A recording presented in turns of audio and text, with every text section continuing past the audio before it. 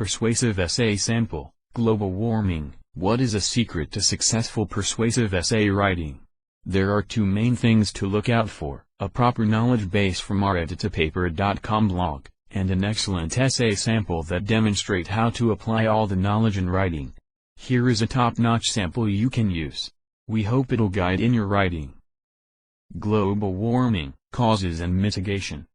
It is an indisputable truth that global warming has become a major challenge and a cause of worry to humans who are at risk of extinction, bearing in mind the rate of continual rise in the Earth's average temperature.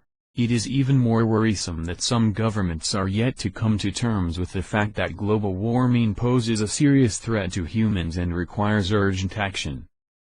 As this phenomenon undermines food and water security, environmental sustainability and a disruption in the delicate balance of the ecosystem, climate change becomes inevitable, coming with its dire consequences. According to World Bank sources, the Millennium Development Goals (MDGs) and its prospects are also threatened by global climate changes. The resulting changes in weather, such as shifts in the intensity and pattern of rainfall and variations in temperature, would probably decrease agricultural/food output as a result of the death of the infrastructure. Hence, environmental disasters, like drought or flood, would displace people's means of livelihood, leading to poverty, migration and diseases. World Bank, 2010. Global warming is indeed a major challenge for the world today. Although the figures may vary between regions, most people all over the world, however, agree that it is a serious problem requiring urgent attention. For instance, the World Bank 2010 Development Indicators puts it succinctly. The poorest countries and regions face the greatest danger.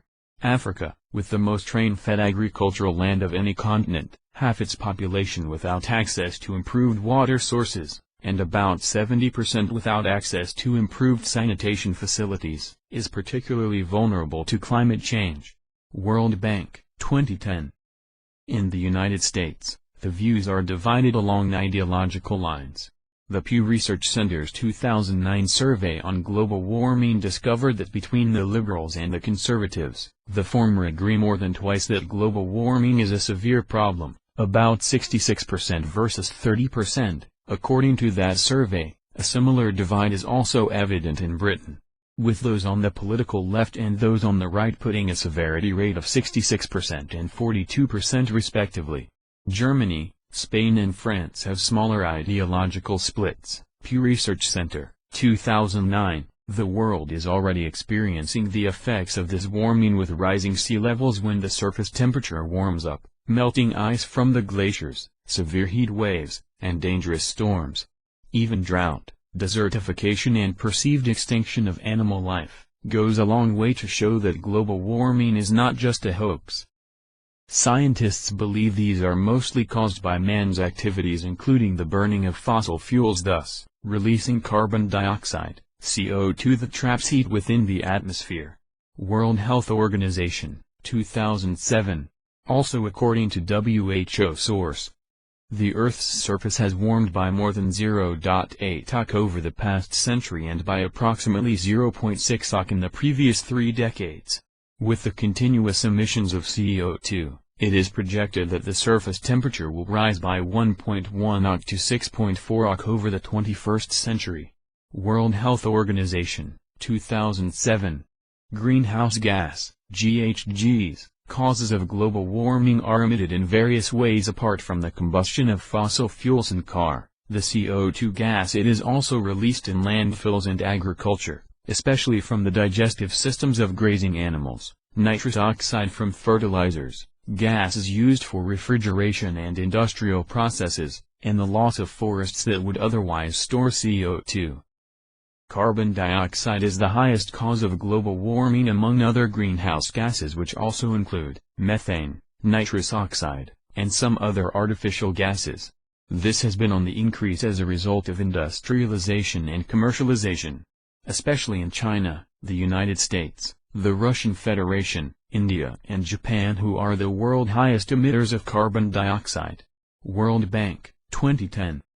Although the activities of man as regards to contributing to global warming are overwhelming and substantial, they are also caused by natural influences such as solar and volcanic activities. The importance therefore of mitigating the effects of global warming cannot be overemphasized, as the consequence of not doing same could be very devastating. While the majority of the world leaders agree to the fact that global warming is indeed a global challenge, they are, however, divided on the method of tackling this menace or which country is trusted to do the right thing on this issue. Pew Research Center, 2009. The United Nations has been spearheading moves to tackling the menace of climate change. The Copenhagen Conference on Climate Change further raised the awareness to a high level and the desire to tackle the menace and produced what is now known as the Copenhagen Accord. While the agreements were lauded by many as a significant success, many others doubted the practical application. But what the conference achieved, which is seen as a bold step towards ending the menace of global warming, was the resolve of developed countries to reduce greenhouse gas emissions while adapting to the effects and to provide finance for doing same. The conference also agreed on a long-term plan of keeping the temperature below 2 degrees Celsius. Whether these resolutions are adhered to remains to be seen. However, there are things we can do as individuals to reduce the rate of emission of greenhouse gases and the effects of climate change. Attitudinal change is the key to achieving this and being more environmentally friendly. Practical steps include the use of recyclable products and buying of goods with minimal packing as to reduce waste, using energy-efficient products, using less energy, heat and preventing air leakages in your room, driving less and walking or riding to school and work. That not only reduces the emission of carbon dioxide but also keeps you physically fit. Also, to further reduce the emission of greenhouse gases, one can plant trees. That is a very effective way of cutting down carbon dioxide because during photosynthesis, trees, use up carbon dioxide and give out oxygen. Others include conserving water and encouraging others to adopt environmentally friendly practices to protect our future. Government at all levels should adopt long-term measures towards sustainable energy and encourage their citizens to go green. The role of sustainable energy education here cannot be overemphasized, as it would increase the awareness of global warming while it gradually reorientate the masses and make them more environmental friendly. They should implement plans and international agreements on reduction of carbon dioxide emissions. Developed countries should assist developing countries to mitigate the effects of global warming and in implementing adaptation measures to the adverse effects of climate change. A decisive action must be taken by all stakeholders to stop the way we pollute the environment, preserve and hand over a safe environment generations yet unborn. We must all act. The time is now.